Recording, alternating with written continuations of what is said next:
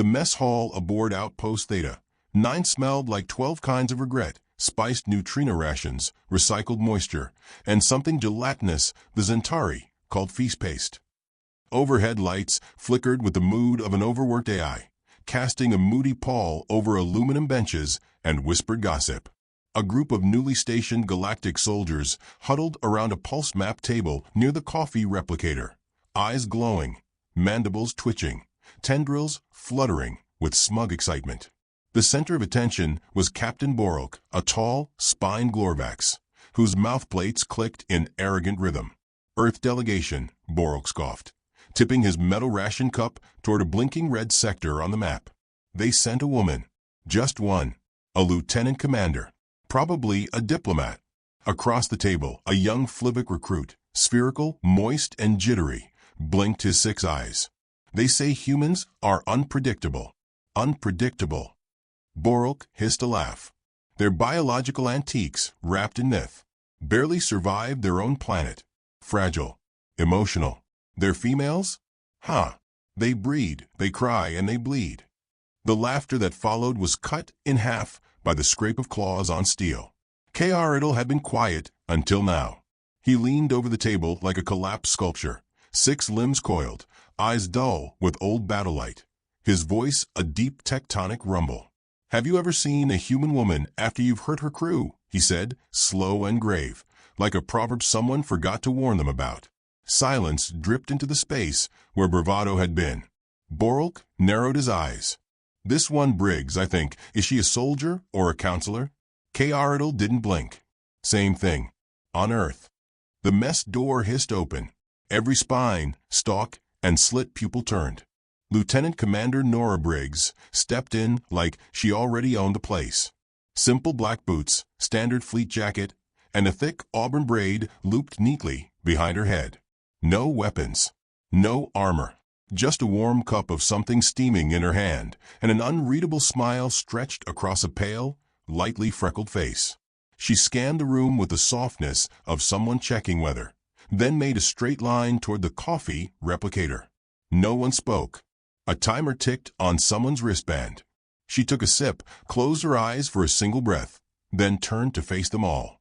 "Gentlemen," she said, nodding cordially at the assembled aliens.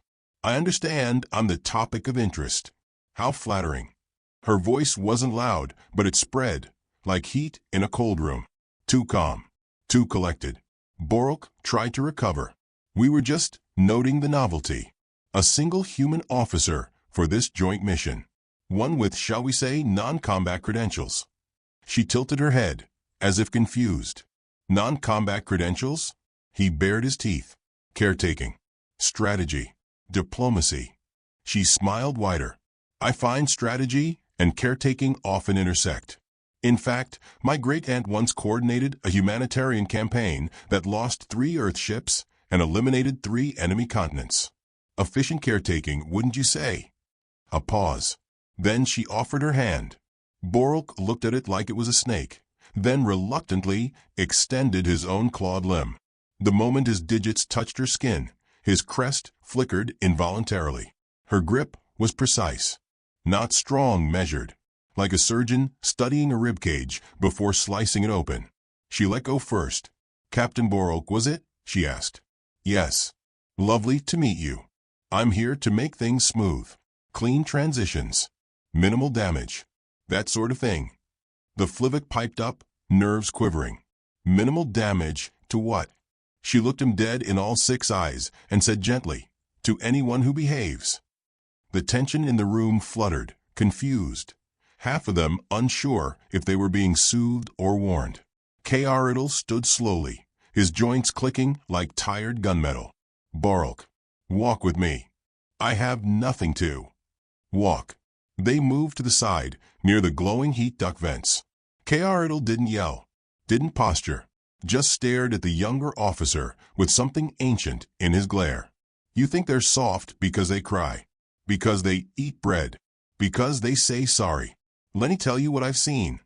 Borok rolled his eyes. "Please." Another Terran myth. "I saw one tear out her own tracheal implant with her teeth so she could jam it into my commander's eye." She weighed maybe 150, bled from the mouth, and still screamed coordinates to her gunnery crew. Borok's mandibles fluttered uncertainly. K'aradal leaned in closer. They send mothers when it's personal, and with humans, it's always personal. Across the mess, Nora was laughing quietly with a Churican translator over some mispronounced menu item. K'aradal's voice dropped further. There are 4 things I don't do anymore. 1. I don't underestimate a human with her hands in her pockets. 2. I don't assume silence means surrender. 3. I never offer a human woman caffeine. And 4. Borok crossed his arms. Let me guess. You never fight one. K'aradal nodded, a sad smile in his voice. No, Captain. I never fight one twice. Back at the coffee station, Nora took a long sip and turned, facing the full mess now, letting her words carry just enough to hook into everyone's ears. I know some of you think we're primitives, that we've bled too much to be elegant or cried too often to be killers. She set her mug down gently, but it's usually the quiet ones who don't flinch that teach the sharpest lessons. And Earth has had to learn a lot, fast. She stepped forward slowly, hands clasped behind her back, smile still there, but thinner now, sharper. Don't mistake restraint for weakness. And don't mistake femininity for fragility. We love deeply. That's why we end things thoroughly. No one moved. Even the hum of the environmental systems felt like it dimmed around her. She gave them a final nod. Looking forward to working with you. As she turned to leave, one of the Flivik whispered, She's the diplomat? No, K'aradal said, watching her retreating figure. She's the lesson. And as the door hissed closed behind her, a small alert pinged on K'aradal's comm tab. A Glorvax scout ship had just gone dark near Earth's border sector. Unregistered human movement had been detected. K'aradal blinked slowly. So it had begun. The banquet hall aboard the Galactic Concord diplomatic spire looked like someone had tried to fuse an opera house with a terrarium. Crystal domes rose above glowing moss. Chimes of nitrogen glass vibrated with the murmurs of 28 species speaking 54 dialects in slightly wrong harmony. Alien delegates rustled in their ornate robes and exosuits, hovering near floating tables shaped like inverted pyramids. In the center of it all, one human woman adjusted the sleeve of her plain Navy uniform and reached for a basket of rolls. Lieutenant Commander Nora Briggs didn't belong in the room, at least not by design. The Glorvax had arranged this banquet to impress, intimidate, and overfeed. It was a declaration without weapons. The seating chart alone had taken a week of political skirmishes. Nora had simply RSVP'd yes, shown up with 2 junior human officers, and proceeded to act like she wasn't aware she was the only Earth representative invited. She buttered a roll, slowly, deliberately. Someone at the far end of the hall, a Tendaxian interpreter, gasped when she bit into it without scanning it first. Nora chewed as if she were home, watching sunrise over a war-torn Pacific. Across the room, Captain Borok slithered toward her with the confident gait of someone who thought he was the main character. His crimson spine was oiled. His ornamental metal sash dripped jewels mined from planets that no longer existed. He carried a crystalline chalice of cyan venom syrup and wore the smirk of someone whose enemies hadn't finished speaking. You look charmingly rustic, Borok said. Nora smiled. You look delightfully overcompensated. The translation drone hovered, whirred, stuttered, then chose, mutually fashionable. She motioned to the empty chair across from her. Please, Captain. Sit. Talk. We're allies, aren't we? Borok lowered himself slowly, every motion a choreographed threat. Tell me, Lieutenant Commander, what does Earth hope to gain from this peace accord? She refilled his cup from the human table's decanter, rich with smoky scent. Oh, just a little less war. Naive, he muttered. She shrugged. Practical. We're not fans of rebuilding cities. Gets expensive after the 3rd time. A ripple passed through the room. More aliens had noticed the humans, quiet, alert, watching. The one with sunglasses indoors stirred his drink with a metal straw, then tilted his head, as if listening to something they couldn't hear. The other, stocky, silent, with a nervous twitch in his left hand, watched every doorway, like it owed him money. Borok leaned forward. Earth is too sentimental. You mourn your losses like they mean something. But war, true war, is about results, not tears. Nora folded her napkin and set it aside. And yet the species with the highest military success rate in galactic history is also the only one that makes teddy bears for its children. Softness, Borok scoffed. No, she said. Memory. He sipped the human drink and flinched. His pupils dilated. You all right? She asked, genuinely curious. What is this? Whiskey, she said. Old Earth brew. We use it to say goodbye. To what? She leaned in, voice soft as ash. To people who don't come back. Borok laughed, too loud. You people romanticize everything, even your poison. We do, she said. It's what makes us lethal. At that moment, the lights flickered. Just a glitch. Or maybe not. A Glorvax lieutenant rushed into the hall, breathless, whispering something into Borok's audio node. He straightened. His expression changed, just enough. What is it? Nora asked, sipping from her own glass. A minor communication disruption, Borok said stiffly. Nothing significant. Across the table, the man with the sunglasses touched his earpiece and nodded once.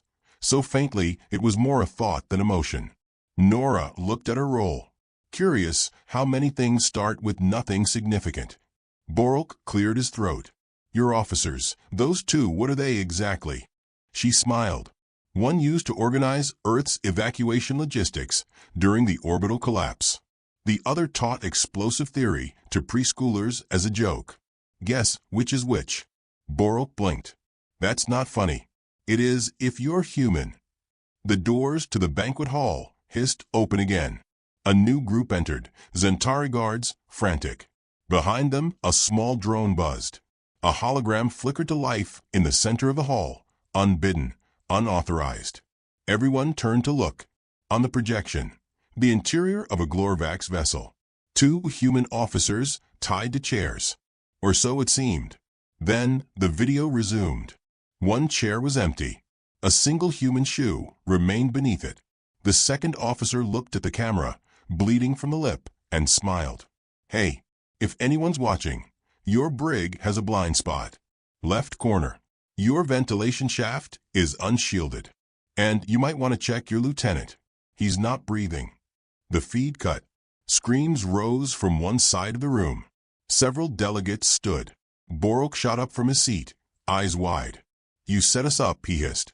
No, Nora said, standing calmly. You did. When you kidnapped my officers. K.R. Idle had entered behind them, unnoticed until now. His expression was thunder with regret. You fools, he growled to the room. You handed them a knife and called it a handshake. Borok bared his teeth. We'll fix this. We'll detain her. Disarm the humans. Scramble interceptors. Nora pulled something from her coat. A severed Glorvax cybernetic arm. Still clutching a neural detonator. She set it gently on the table. This belonged to your engineer, she said softly. He tried to access our shuttle's black box. He triggered the failsafe. You're bluffing, Borok choked out. Nora looked at the device. Last chance, she said. Call off your internal scans. Release my officer. Wipe your sensor logs. Or this detonator activates every nanite seated in your command systems. You wouldn't. I'm not asking, she said. The silence that followed was the kind that dared someone to breathe. Then, from across the room, the second human officer walked in, limping, bleeding slightly, but alive. He nodded toward the sunglasses wearer, who hadn't moved. He's fine, the injured man said. I left the ship intact. Mostly. One fire. Nothing important. Smelled weird, though. K.R. let out a soft exhale of some old grief being proven right. Call off the alarms, Borok snapped. Nora picked up her roll and took another bite. Across the room someone whispered, Is this war? No, Nora replied without turning. This is a conversation. She turned toward Borok, who looked as though he'd aged a decade in 30 seconds.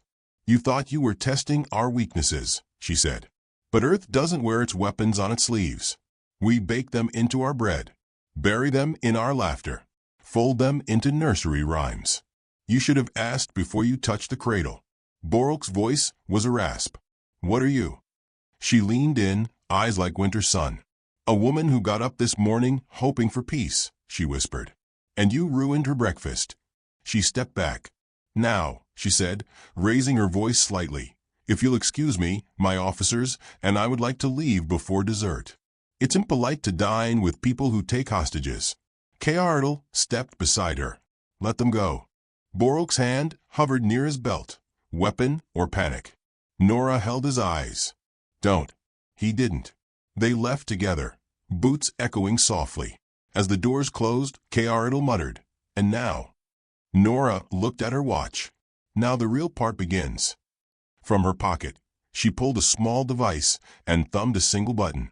Somewhere, deep in Glorvak's controlled space, lights began to fail. Data centers hiccuped. Firewalls gasped like dying lungs. Keartle looked at her. What did you do? She didn't smile this time. I reminded them Earth never sends just diplomats. The Glorvak's high command chamber pulsed with blue light and nervous exoskeletons. Holoscreens bloomed in the air like panicked flowers, data flooding in, then glitching out. Maps scrambled. Comms stuttered. The core systems of 6 warships had just rebooted in perfect synchronization, without a command. General Threx paced the center floor, his outer carapace twitching with every failed diagnostic. Where is it coming from? How did they access internal schematics? An aide whispered something into his audio gland. Threx froze, antennae stiffening. The voice was calm, flat, and unmistakably human. Recalibrating Glorvak's fleet hierarchy. Please stand by. The silence that followed had gravity. Then, panic.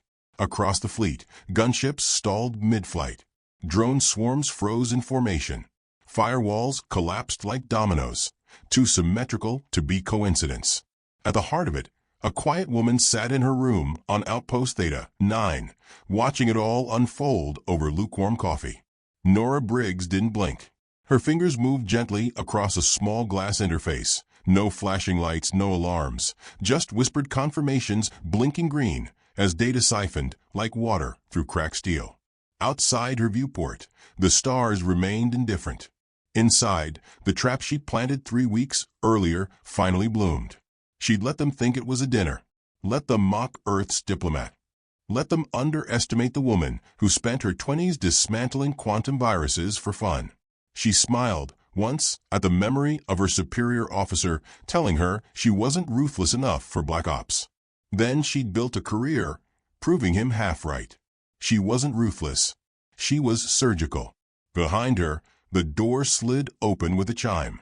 Keartle entered, slow and deliberate, his 6 legs clicking like pens signing warnings. You've already triggered it, he said, voice low. I had to, Nora replied. They made their move. He watched her without judgment, but the weight of his stare landed like history across her shoulders. They abducted your people, he said. You retaliated. No, she corrected. I escalated. On one screen, the Glorvak's command hierarchy shifted again. Someone had just tried to override a firewall. It responded by wiping their security clearance and rerouting control to an Earth-based shell node Nora built out of kitchen equipment and a weather satellite. I warned them, she whispered. Keartle moved closer. What's the endgame? She didn't answer at first. She let the question float. Then she turned and said, containment, humiliation, message delivery. To whom? To everyone who forgot Earth was watching. On another screen, Borok was screaming at a communications panel, voice too shrill for translation. Red lights surrounded him. His breath fogged the lens. The feed cut midward. Are there casualties? Keartle asked. Only reputations, she said. So far. He studied her for a long moment. You don't enjoy this. Nora looked up. No. But you planned it perfectly. She met his gaze. That's what makes us dangerous. Keartle tilted his head. You've turned their entire fleet into a locked room. No, she said. Into a mirror. He grunted. Explain. They look at Earth and see fragility, emotion, nostalgia. We mourn. We remember faces. They think that's weakness. But it's how we count the cost and still choose to pay it. You're saying memory is your weapon. I'm saying we never forget who made us use it. The lights flickered. Nora didn't flinch. She reached for her comm unit. Ready the Phase 2 package, she said calmly. Minimal exposure. Maximum signal. From orbit, Earth's small observation fleet shimmered. 12 ships, aging by design, crewed in silhouette. But one by one, panels slid open, unfolded, transformed. Hidden cores revealed newer engines, hardened armor, and long-range scrambler arrays. Their transmissions were silent, but the galaxy heard them scream. In the Glorvac system, 432 command drones powered down simultaneously. Entire colonies went blind. K.R. Riddle muttered something in his native tongue that translated roughly as, "Stars forgive us." He looked at her with something between respect and fear. They'll retaliate. Let them, Nora said. But they'll never forget how we hit them. With no ships fired. No blood spilled. He studied her face. It was still, measured. But why, he asked. Why provoke war? This isn't war, she said. This is a deterrent. They tried to kidnap Earth's officers. Silence us. This is us whispering back. Not with missiles, but with method. Isn't that worse? She nodded slowly. Exactly. There was movement on the screen. One Glorvac's cruiser breaking formation. Turning toward Earth's blockade.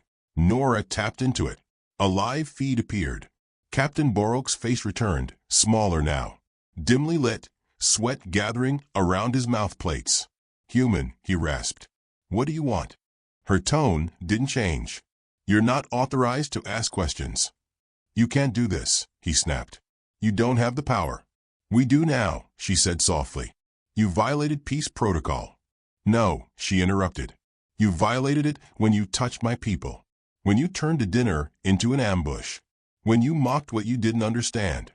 She leaned in slightly toward the mic. This is what understanding looks like. Borok bared his fangs. You earthlings pretend to be civilized. But you're savages wrapped in politeness. Correct, she said. He blinked. We prefer our knives sheathed in smiles. It keeps things interesting. Borok slammed something off-screen.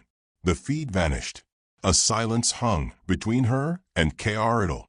He exhaled through his breathing vents. So it's done. Not yet. She stood. Her boots hit the floor like punctuation marks. Each step sharp, intentional. I'm due on deck 9, she said.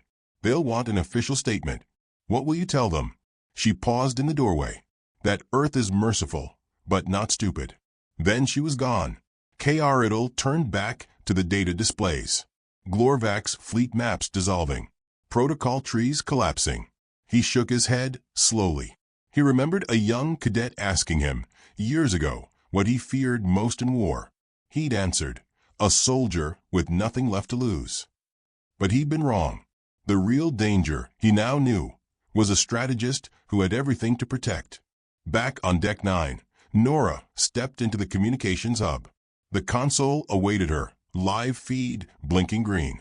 The galaxy's attention was already turning, questions mounting. She activated the channel. Her face appeared across 1,000 systems, beamed into government halls, war rooms, and orbiting stations. Calm, crisp, human, citizens of the Galactic Accord, she began, voice even. This is Lieutenant Commander Nora Briggs of Earth. I speak not in aggression, but in clarification. She let the pause stretch. Earth did not initiate conflict. We answered it. Quietly, thoroughly, strategically. The Glorvac's faction abducted 2 of our officers. We recovered them, without violence. What followed was a demonstration, not of dominance, but of discipline. She leaned forward, eyes sharp.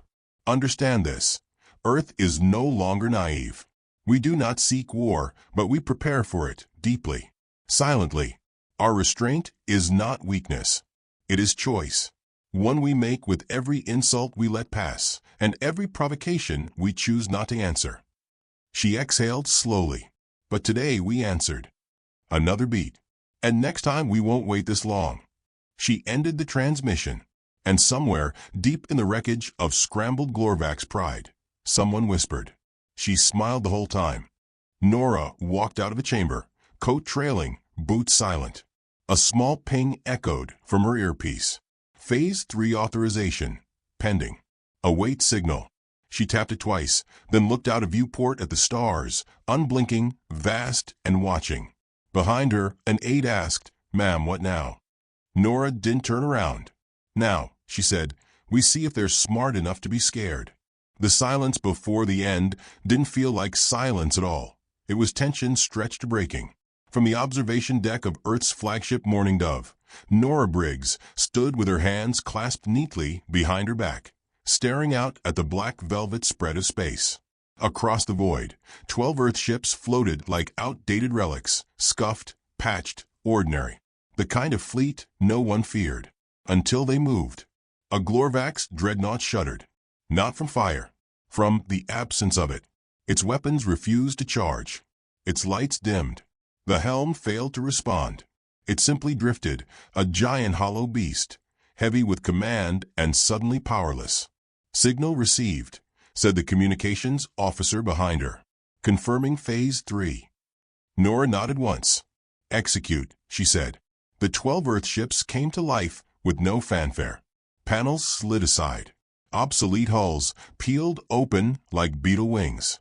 Underneath, sleek weapon arrays unfolded, quietly, efficiently. Turret systems aligned with eerie precision. 1,000 hidden systems blinked to life without a single war cry. The galaxy saw everything. Broadcast feeds erupted across 12 systems. Civilian channels, military outposts, even black market stations picked up. The message wasn't a threat. It was a display. Earth, long treated as a cultural afterthought, had engineered an illusion. The rusted exteriors were camouflage. The ships weren't outdated. They were incomplete until now. General Threx screamed at his tactical interface. "Override. Restore main systems. Arm the secondary grid." His aide shook his head, exoskeleton twitching with panic. "We've lost control of the weapons array. The systems won't recognize command inputs." "How is that possible?" "Earth remapped our command lattice with a recursive ghost protocol. It's rerouting every input through a ciphered loop." "In Galactic Common?" "No, sir. In English." Nora's voice echoed across Glorvax comms. "Please refrain from attempting manual overrides. You'll only trigger the locks faster." On every bridge, her face appeared, soft expression, neutral posture, the smile of someone explaining a safety drill before jumping out of a flaming aircraft. "You're currently operating within a learning environment," she continued, intended to illustrate why Earth diplomacy is best conducted respectfully. The Glorvax fleet commander, now floating in a dead vessel, slammed his claw on the comm panel. "What do you want from us?" "We wanted to be left alone," Nora said calmly. "But since that didn't seem to resonate, we're trying a new approach. One where you listen." Another Earth ship, codename Harvest Knife, activated its secondary sequence. No weapons fired. No explosions. But across the Glorvax fleet, encrypted data began unspooling, replacing military intelligence with photographs of Earth civilians. Old women laughing on porches, children with missing front teeth, men holding babies in smoky kitchens. They tried to wipe the feed. They couldn't. Nora kept watching from the Morning Dove, her pulse steady. Behind her, K.R. shifted uneasily. "You're not killing them," he said. "No, but you're breaking them." She met his gaze. "Only the idea of them." "Explain." "I'm not destroying ships. I'm dismantling myths. The ones where humans are small. The ones where we're weak unless enraged. They need to know our calm is not surrender." K.R. folded his limbs. "You could have crippled their empire." "I did," she said. "They just haven't finished noticing yet." Back on the Glorvax flagship, Borok staggered down a corridor of flickering lights. His voice rasped through the comms. "We underestimated your kind." "Yes," Nora replied. "But that's not the part you should worry about." "What then?" "You underestimated our restraint." There was a pause. "Is this your revenge?" "No," she said. "This is our memory, etched into your systems, into your pride. You won't forget Earth again. Not because we demanded it, but because we let you walk away. Several Glorvax ships tried to retreat. They couldn't. Propulsion systems rerouted into feedback loops. An auxiliary cruiser attempted a silent jump. Its core exploded in a burst of harmless light. Every exit became an echo chamber. Still no casualties. Nora turned from the viewport and walked toward Command Deck 1. Her officers straightened. Even the Earth AI modulated its tone to a lower register, a quiet acknowledgement of the woman leading without flinching. "Fleet report," she said. "All systems nominal. No damage taken. Glorvax comms have fallen silent. Civilian networks confirm full broadcast penetration. Collateral. None. Unless you count ego. Which I do." K.R. followed, quiet beside her. "You did all this with 12 ships." "No," she corrected. "I did all this with a story. The ships are just punctuation." And the next sentence? Depends on how they read this one. They reached the tactical interface. Nora placed one palm gently on the glass. It scanned her biosignature, confirmed her identity. Authorization Briggs. Final phase. Message relay to all Accord systems. A countdown appeared, 3 minutes. Behind her, officers waited. Silent. Knowing. K.R. watched her face. "You're about to speak to the entire galaxy." "Yes." "You're not nervous?" "No," she said softly. "Because they won't hear the loud parts. They'll hear the quiet one. The one that smiled while everything changed." The timer reached 0. Nora's face beamed across the stars again.